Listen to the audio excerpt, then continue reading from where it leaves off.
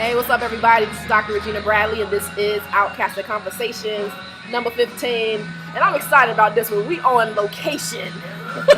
We got the Burger over on Virginia Island.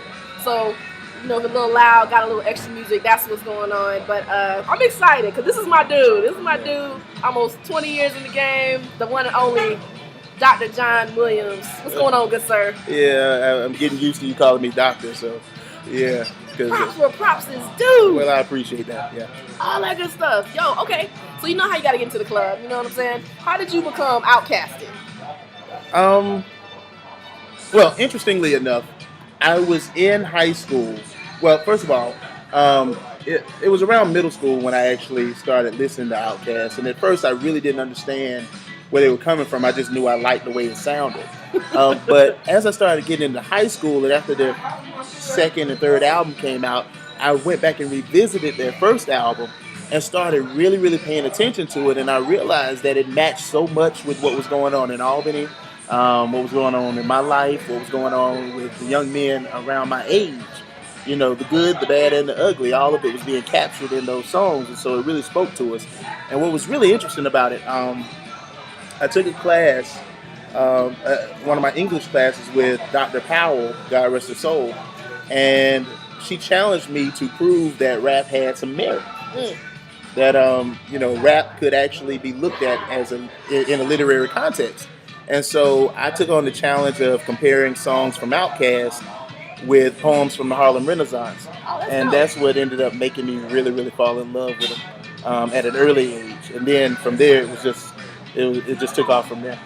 Okay, so full confession. So one of the reasons that we're still best friends, because one of your favorite sayings was, you know, you got your friends tight like that ass. Yeah.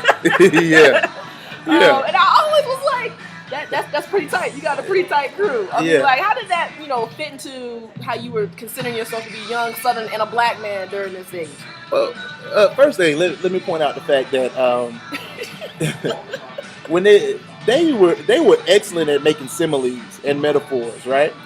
So even though that's one of the most basic things that you learn in like your English classes, they were excellent at taking it to that next level, like taking it to that level where some things you never think about. Like, have you ever thought about the size of a gnat's ass?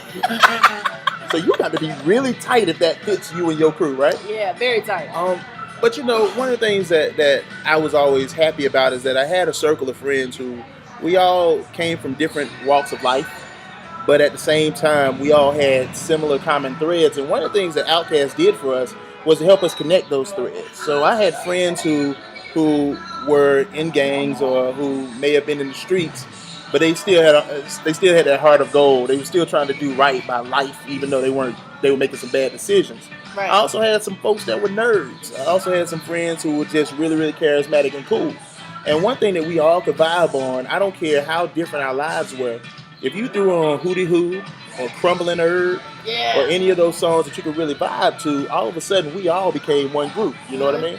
And so it was funny how Outkast could appeal to so many different types of people. Right. And that's what really made it a big deal for me, especially around that age when I was trying to find myself and find out socially how I fit in with everybody around me, you know? So. I think it's dope. So you have your PhD in biology. Yes. I don't know the specific, sexy title, but what is the specific sexy title? Well, I got my PhD in cell and molecular biology, and my research focus for my PhD was cardiovascular proteins involved in cardiovascular contractions or cardiac muscle contractions. Yeah. So. Excuse me. The man is smart, y'all. And he's smart. This is my dude. So one of the things that that you're starting to dabble in a little bit is the use of hip hop in your teaching approaches in your biology classes, which is dope, right? Because they're like you think science, you don't automatically associate it with hip hop. Shouts to Chris Emden. So what are some of the ways that your interpretation of hip hop ed, hip hop pedagogy, is helping you reach your students in the lab and in the classroom?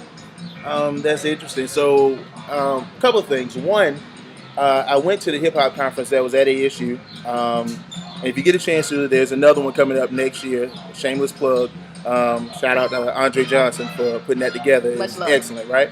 But one of the things that kept coming up during the conference was the idea of some real life things that were taking place with individuals that were manifesting themselves through music. So, for example, the idea of mental health, Yeah. the idea of sexuality, the idea of being horny. I mean, all these different things that people deal with that have some biological, if not completely biological function, but at least have some ties to it.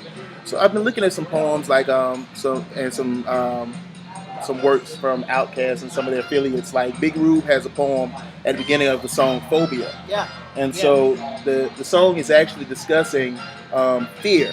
And the pictures that's being painted are like when you're a child and there's something in the dark and you get scared and you get frightened, but when you turn on the light, it's just a chair. Or when people walk by you and you don't know whether they're coming to rob you or they're going to attack you and they're just trying to go across the street, living their lives. And how our bodies get tensed and tightened up behind it. Well, there's some biological basis behind that as well. And so I'm taking a lot of songs that have some of those imagery, some of those images, and trying to use that as the backdrop rather than, talk about just the basics. Give them something that they can relate to, and then tie it into it, so that I can at least grab their attention and then maintain their attention. Because it's real easy to grab the attention in the beginning, but maintaining it throughout the course of a lesson or a lecture is something that's different. And so that's what I've been trying to do. It takes a little more work, but it's more fun. And then, since I like rap, that kind of takes the sting out of it. I mean, because I know we kind of talked about it on Facebook a little bit. I was thinking about Spodio Dopalicious. Yeah. And how the dude's like, who else want to fuck with Hollywood Code? Yeah. That idea of that adrenaline rush. You know what I'm saying? Yeah. But I never thought about like the science behind what that, who want to fuck with Hollywood Code means, right? But it also makes me think about, you teach at Albany State. Shouts to Albany State, the alum, class of 06, class of 03. But the ways, like the HBCU, you know what I'm saying, is already kind of like this, not necessarily disrespected space, but it's a space that's not really associated with the sciences, right? So what are some of the ways that you're using hip hop to bring that idea of science pedagogy to HBCU campuses? Yeah, now I don't want to make it seem as if I'm an expert in it, because I'm learning too, right? So I just want to put that out up front. Okay. But one of the things that I do realize is that the students, if they're not invested in it, or if they don't see themselves in what you're teaching, it doesn't matter what you're teaching. It just so happens I teach science, but if they don't see themselves in it, they're less likely to really bring it in. And so, when you talk, even though hip hop does a large amount of talk about drugs and drug culture, one of the things that people fail to really think about is the things that they associate with being a crackhead or being a stoner and all of that good stuff there. Those things have some biological basis. Good. Those things have some psychological basis. When we talk about attraction and trying to pick up women or mac women, as a lot of folks say. Do they still say mac? I don't know. I don't know what the kids be saying. We're going to say Mac for right now. But there's some biological aspects of attraction and some psychological aspects of attraction that make you choose one person over another. Right. Or that make you attracted to a person and how you respond and all those good things. And some of it's innocent, like, a slight increase in your heart rate. If you see somebody that you really, really are enamored with. That heart flutter. Right, that heart flutter, those butterflies. There's a reason why that happens, you know what I mean? Okay. Or even why you might start sweating when you're around a group of women and you're that one dude, and you might be a little nervous, those types of things. So, I try to make sure that I find stuff for them, and I don't just stick to rap. Good. Right? Yeah. So we also use movies, we also use sports, we also use other pop culture references, we use the news, all of that good stuff there. But the students really respond to hip hop. Now the problem I'm having is I have to start listening to some of this younger stuff. Yeah. I have to start listening to some of the younger stuff to actually get it across to them. So I'm getting to a point where the generations are starting to separate a little bit, and so I'm finding some younger stuff that I can use to really kind of capture them, and it's a work in progress. I think that's dope. So I want to kind of slightly change gears and bring it back to the Benny for a second. Okay. You know what I'm saying? Because I'm always talking about the Benny, and everybody's like, I'm not from the Benny. Well, you are from the Benny, so this should be an interesting part of the conversation. The idea of public health in Albany. Okay. You know what I'm saying? Mm-hmm. It's like You have the HIV/AIDS rate in Doherty County is extremely high. Teenage pregnancy is extremely high, right? You have all of these negative ideas about health, right? Right. Like, what are just some of your ways you think that we could use, pop culture, hip hop, whatever, to kind of raise more awareness in these types of situations? That's a really, really good question. So first thing is we really have to reach out to the artists, particularly local artists, right? Right. One thing that I love and hate about hip hop at the same time is the individuals who are talking about some of the more troublesome aspects of hip hop Yeah. also are willing to address the need to change those issues. They just don't do it in the same space. So while they may rap about it here, a lot of them will talk about it when they go talk at a college campus, Right. or when they're in an interview, but they're not doing it in the same fashion that gets promoted the same way. And so I think one of the interesting things is a lot of the initiatives that are bringing those hip hop artists into the classroom or into the academic space to allow them the opportunity to talk with those who can disseminate this information. Okay. So a younger scholar doesn't necessarily have the ties to make the music, Right. but can get the message and get it out in a way that is still relevant and can actually tie it in, so they can they can be a conduit to what the artist is trying to say from an academic space, and then use that to make change in their community. And so I'm hoping that that's what we can start doing in Albany as well, especially. So everybody was inspired by Chris M. Then one more shout out once again. People were inspired by Play from Kid and Play when he came and spoke about can hip hop go to school. And they started thinking about things with a renewed vigor and a renewed sense of what it actually means. It's not just something you bob your head to. Right. It's something that plays a vital part in who we are as a culture. It plays a vital part in how you identify yourself for a lot of folks. And so we can use this as a tool. We can use it as a platform. I just think it's going to take some generations that are, some individuals that are not necessarily tied directly to the industry aspect, but have a connection to it, to get that message across. Or we can start paying the artists as much as the record companies pay the artists, and I don't think that's going to happen. So that kind of makes sense. Yeah, because it makes me think about, this idea of the space of the South, right? The South as this particular space is not necessarily, revered in the same way as people who are from here think about the South, right? So, the ways in which we can use these aspects of pop culture to really start to think through what the South means in terms of, health advocacy. Right. And really kind of proving, not necessarily just on the pop culture front that the South got something to say, but more so, how can we actually invoke action? You know what I mean? Right. And that's, kind of like one of the questions I kind of start closing up the conversation with is like, how can we use hip hop in the South to call towards action in similar ways that when people think about action in the South, they automatically go to the civil rights movement? Right. You didn't tell me we were going to be this deep today. We're going deep today. We're going deep. Yeah. Okay. So once again, it goes back to that connection, right? Mm-hmm. So if you're speaking to individuals in the South, and you want to, so if I were to speak to you, I wouldn't say what's up, God. I wouldn't say what's up, son. I say what's up, shout, because that's what we say, right? What's happening, shout? Now, something that small means so much. Yes. So first of all, it would be a matter of embracing and being proud of the dialect, being proud of the slang, being proud of what we have that makes us who we are. A fair amount of the reason why we tend to have lost a lot of the prestige that other regions get is because we've allowed other regions to look down on the South for many of the reasons that you mentioned. That we have all of these high rates or incidences of different issues in the community. They believe that we're uncultured. Right. They believe that we lack the world view. Right. I've heard that from so many people who have moved down here. And on one hand, I understand why they say that. On the other hand, I also know from where I am, they don't know the whole story. Right. So the main thing that we have to do is get on one accord. All right. Okay. Now, I don't mean one accord with 100% of the people, because that'll never happen. You'll never get 100% of the people.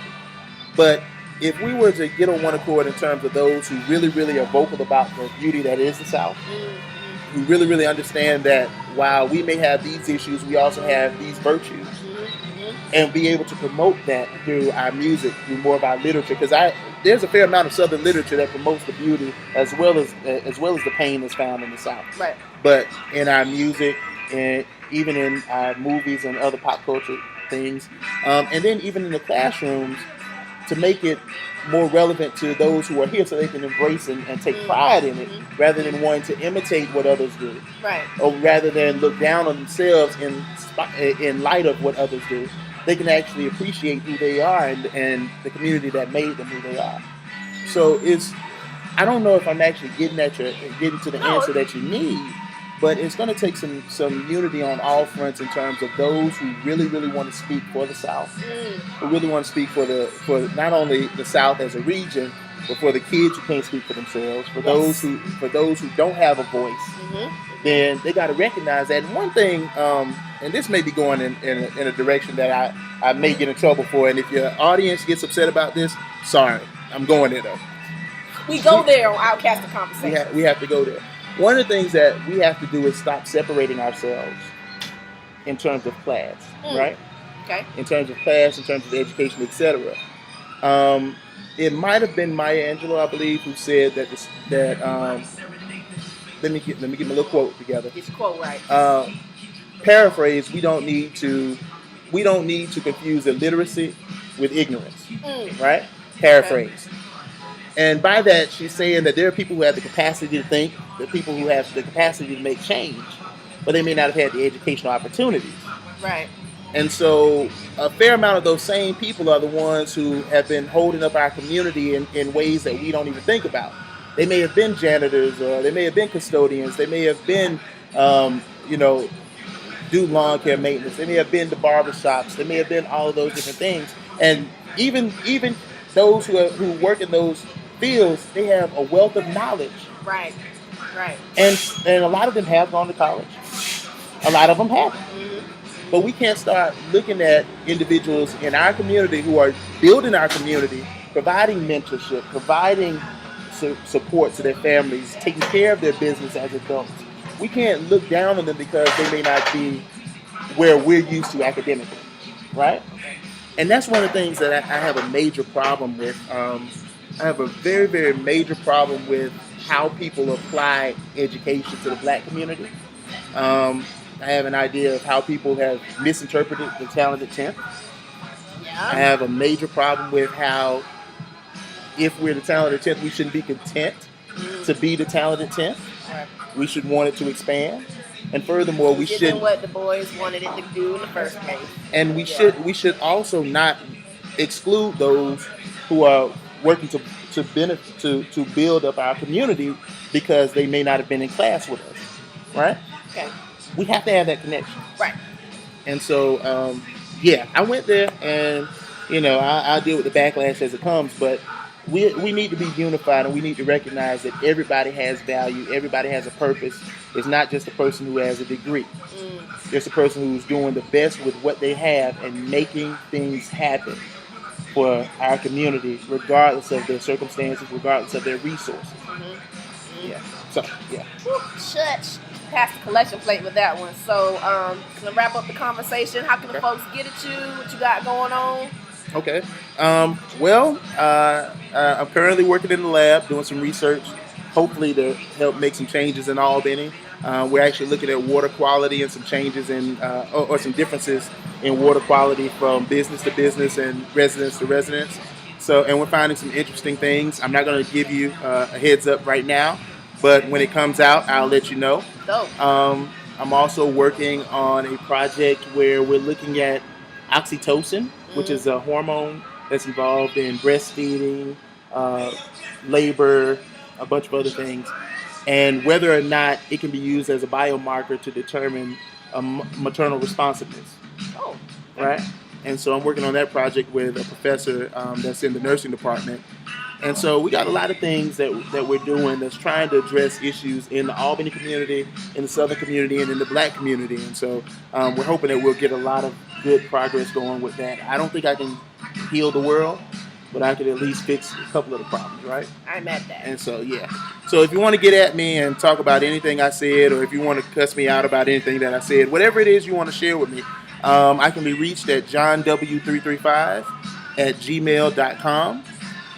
If it's of an academic nature, you can email me at john.williams@asurams.edu. That's john.williams@asurams.edu. I'm gonna make sure that we put it in a little about section of how you can reach out to my man John. Dr. Williams, thank you so much for joining us and schooling us on the science and the Outkast and things. It's cool. I appreciate you asking me to do this, and we need to have more conversations like this anyway. So looking forward to seeing what this project does for you. All right, I'm Dr. Regina Bradley.